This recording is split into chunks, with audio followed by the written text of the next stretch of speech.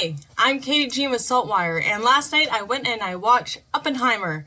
I was very excited to watch the film. If you've been following along, you know last week I wrote, right by my cat Pierre, about Oppenheimer and his connection to Nova Scotia. So I've been working on that story for a few months. I have a very particular interest in 50s and 60s American culture, so Oppenheimer's right in the middle of all of that. So I was very excited to see the movie. Cillian Murphy, incredible. Robert Downey Jr., incredible. Florence Pugh, Emily Blunt, holy smokes. Not like Adam Bomb Smoke. Matt Damon even. And then Matt Damon was great. But when you see Matt Damon, you're always like, where's Casey Affleck? Every time you see Matt Damon. So the movie is stacked with cast and cameos. And whenever they shot like the back of another male cast member, is like, is that Casey Affleck?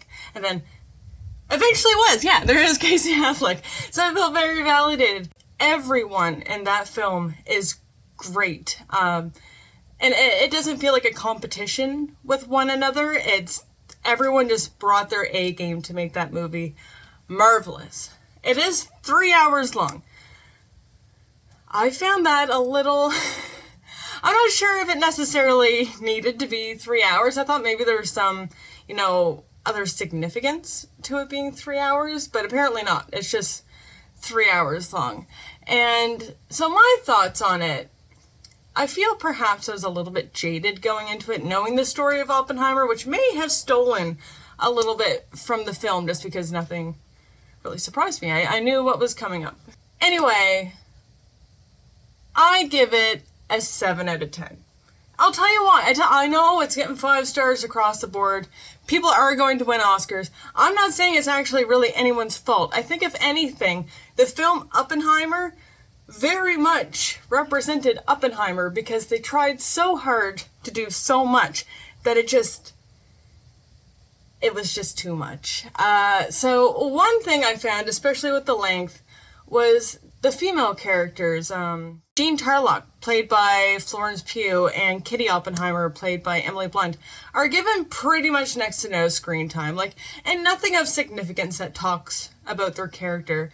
I just think in a 3-hour film, you could have cut some of the dialogue and given more to those relationships because they meant a lot to Oppenheimer.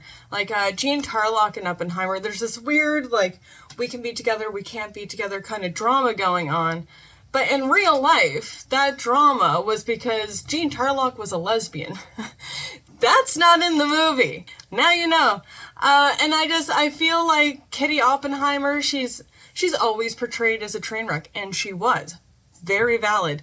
But her train wreck ways really need to be reflected off of Oppenheimer's ways. So I felt like the female cast, which there's 6 of them, really didn't get justice in the film. And I felt, again, if you're going to have a 3-hour film, find some time. If you're going to have a character, completely develop it. And it is a first-hand account of Oppenheimer, so you think the woman in his life would be in it.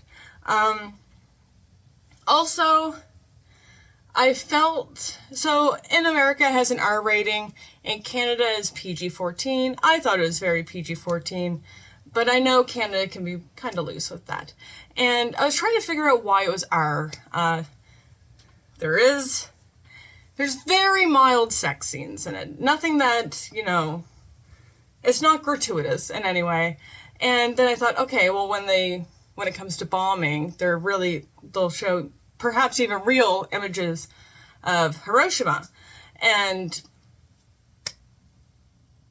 they kind of dropped the ball on that. They've defended it, saying that they wanted it all to be first-hand account of Oppenheimer. But I'm sure Oppenheimer saw the images of Hiroshima, Nagasaki, and also the First Nations around Los Alamos, where they tested the bomb, were impacted by the radiation. None of that's really, it's sort of kind of is, but in no way. That's just a regular Dartmouth siren. But in no way to the amount. And I thought, okay, well, they're not doing that. Is it because of the bomb? But, images of the nuclear bomb have been on our television since it was first dropped. I'm not sure. I don't know why it has an American R rating, I guess is what I'm trying to say. I think it's a very PG-14 film. And lastly, and maybe this is a more personal thing, but they ruined and wrecked the quote, "Now I am become death, the destroyer of worlds." They wrecked it, and I'm not going to tell you how. You're going to go watch the movie and find out for yourself and go, what did they just do with that? Because I don't think that's how it happened. And if it was, you know what? Just leave it for when he says it when he drops the bomb. That was... I don't know why that decision was made. We don't need to see that right now. Anyway, Oppenheimer, I give it a good 7 out of 10. It'd probably be an 8 out of 10 if I knew less. And it's not that it's inaccurate in any way. They do take some writer's justice on it and do what they want. But if you're going to make a 3-hour film about Oppenheimer of a first-hand account, they missed the mark. They missed the mark. I would watch it again. It's a good rainy day film. It's very Oliver Stone JFK. If that leads any, it's a very,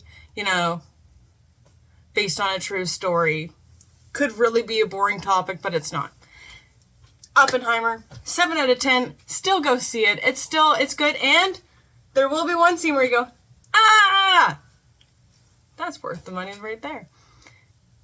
7 out of 10. Thank you.